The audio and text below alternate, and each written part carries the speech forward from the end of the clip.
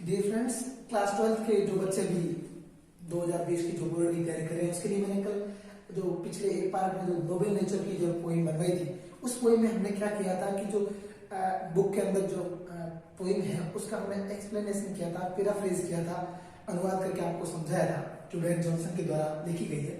अब आज हम क्या करेंगे, इस इंपॉर्टेंट क्वेश्चन देखेंगे और जो पैराफ्रेज मैंने आपको सिखाया था, जो बोल के बताया था, वो लिखाया नहीं था। अब ये पैराफ्रेज आपके सामने लिखा हुआ है, पैराफ्रेज नंबर 1, पैराफ्रेज नंबर 2। उसकी आपको हर जगह हिंदी एक्सप्लेनेशन जगह जगह देखने को मिल जाएगी, लेकिन ये इंग्लिश एक्सप्लेनेशन है किसकी, द नोबेल नेचर की। तो इंग्लिश एक्सप्लेनेशन का फायदा ये है कि ये जो 4 और 4 जो 8 लाइन है, 8 लाइन में आपके जितने एडिशनल और जितने क्वेश्चन बनते हैं सारों का सारा आंसर इन 8 लाइनों में मिल जाए। अभी और मैं आपके सामने 8 सिद्ध करके बता दूंगा कि इन व्हाइट बोर्ड के ऊपर जो लिखा हुआ है इनके ऊपर आपके सारे क्वेश्चनों का आंसर है। कैसे ढूंढना है वो आपको देखना है। जैसे पहले वो जो पैराग्राफ जो स्ट्रक्चर था, it is not growing like a tree end of tree bird and sir, जो लास्ट में गिर जाता है, ऐसा जो पैरा फर्स्ट था। और सेकंड में लिली की क्वालिटी बताई थी, पहली में ओ की क्वालिटी बताई गई थी। ठीक है, तो अब हम क्या करेंगे कि इसके अंदर ये जो पहला पैराग्राफ है, पहला जो स्ट्रक्चर है, इट इज नॉट ग्रोइंग से लेकर के बर्ड एंड सर्कल, तो उसकी देखो पहला फ्रेज देखो। In these lines, the poet wants to say, the life is not to growing like a tree, which standing like an oak, who lived long like about 300 years, at last it was dry and leafless and fall down on this ground, and its life is aimless, it is having no fruits, it is having no fruits। तो इसमें देखो यहाँ लेके कहता है, in this line the poet wants to say the life is not growing like a tree, एक जिंदगी को पेड़ की तरह सिर्फ बढ़ने से कुछ नहीं होता। जैसे एक ओक का पेड़ होता है जो 300 साल तक क्या रहता है, जिंदा रहता है, उसकी लाइफ कितनी साल होती है, 300 साल, और लास्ट में क्या होता है, वो सूखा होकर के नीचे गिर जाता है और ग्राउंड के अंदर वो पूरा तरीके से समा जाता है, और उसकी लाइफ एमलेस होती है, उसकी लाइफ में कोई उद्देश्य नहीं होता, और हैव नो फ्रूट्स, और उसकी लाइफ और उसके ऊपर कोई फ्रूट्स भी नहीं होता है। वो का पेड़ होता है, 300 साल तक जीता है, अंत में पत्तियों रहित गिर जाता है, सूख करके नीचे गिर जाता है, उसके फ्रूट्स भी नहीं होते, उसकी तरह लाइफ जीने से कोई औचित्य नहीं है। तो लेखक आपको पहले उन्होंने ओ की क्वालिटी बता करके ये आपको निर्देश किया है कि आपको ओ की तरह नहीं जीना है। अब दूसरा है ए लिली में परफेक्ट भी। अब लेखक आपको एक ओक की तरह नहीं जी करके एक लिली की तरह जीने का संदेश देता है। तो इसमें लेखक क्या कहता है, देखो, in these lines the poet wants to say a lily who lives a day but it is very beautiful and in spring season, although it is dead at night, but it is the flower of life, and in his small time of living it is impressed us by its beauty. In short term of life it may live a perfect life। यहाँ उन्होंने lily की quality बताई और उसमें क्या बताया कि poet बोलता है, this line the poet want to say a lily who lives a day, एक लिली होता है जो सिर्फ एक दिन जिंदा रहता है, लेकिन वो एक ही दिन में, but it is very beautiful, वो कितना क्या होता है, बहुत सुंदर होता है। कौन से महीने में, कौन सी ऋतु में, स्प्रिंग सीजन में, बसंत ऋतु में सबसे ज्यादा सुंदर होता है। ऑल्दो यद्यपि it is dead at night, रात में वो हालांकि मर जाता है, but it is the floor of light, लेकिन उसको फ्लोर ऑफ लाइट रात में वो बढ़ता है क्योंकि उसे फ्लोर ऑफ लाइट कहा जाता है। इन स्मॉल टाइम, अपने कम समय में ही, ऑफ लिविंग, कम समय के जीवन में ही, इट इज इम्प्रेस्ड, वो हमें आकर्षित कर देता है। अस किस प्रकार से, बाय इट्स ब्यूटी, अपनी ब्यूटी से हमें खूब आकर्षित करता है। इन शॉर्ट टर्म, इस अपनी छोटी सी जिंदगी में, और in short of life it's may live a perfect life, वो अपनी परफेक्ट जिंदगी जी जाता है। तो एक लिली का पेड़ होता है, वो अपनी शॉर्ट लाइफ में पूरी तरीके से अपनी परफेक्ट लाइफ जी जाता है, जबकि ओक का पेड़ होता है वो बिल्कुल तरीके से 300 साल जिंदा रहने के बाद भी एमलेस, फ्रूटलेस और विदाउट लीव्स होकर के नीचे गिर जाता है। तो ये एक ओक का और एक लिली का, ये उस लाइन का पोइट का है जो तेरा फ्रेज इसमें आपने देखा।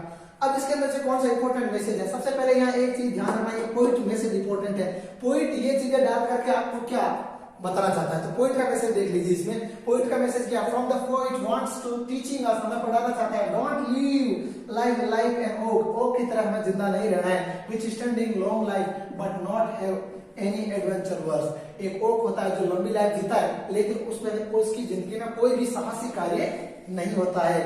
But a day of lily, लेकिन एक दिन जिंदा रहने वाला lily, have a great and heroic works, उसके जो काफी महान और एकदम बहादुरी वाले काम होते हैं। So we should live like a lily, तो हमें लिली की तरह जीना चाहिए। ये पोइट का मैसेज है। किसका मैसेज है? पोइट का मैसेज है। हमें इस पोइम में हमें डालने का उद्देश्य पोइट का ये था। अब इसके अंदर से इंपोर्टेंट क्वेश्चन बनते हैं। इस इंपोर्टेंट क्वेश्चन को आप देख लो। इन सारे इंपोर्टेंट क्वेश्चन का आंसर इसी के अंदर आपको मिल जाएगा। जैसे देखो, पहला है quality of an oak. Oak की क्वालिटी बताइए। ओक की क्वालिटी क्या है? ओक की क्वालिटी में देखो, यहाँ सीधी सी बात है, ये 300 ईयर्स रहता है, 300 ईयर्स रहता है। और अंत में it is dry and leaves less and full of down और down in the ground. It is life is endless, it's have no fruits. ये हो गया इस पहले क्वेश्चन का आंसर।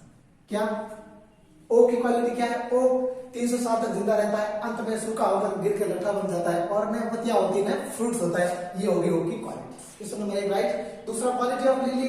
लिली की क्वालिटी क्या है? In this life the poet wants to tell a lily who lives a day but it is very beautiful। ये देखो, lives a day, it is very beautiful, it is spring season although it is a dead at night but it is the flower of light। in its small time of living it is impressed us by its beauty। ये देखो, इसका answer हो गया quality of lily का।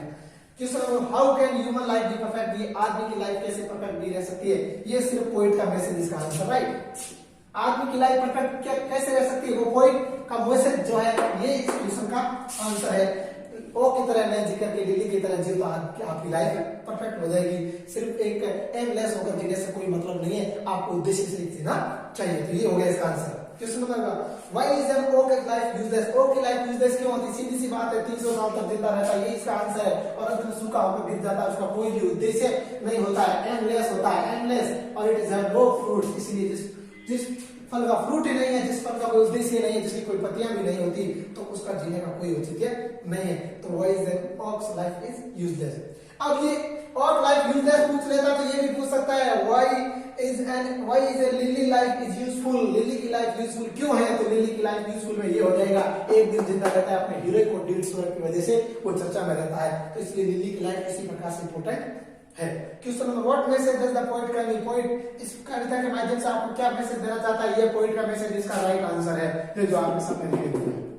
Okay की तरह जी करके lily की तरह जियो।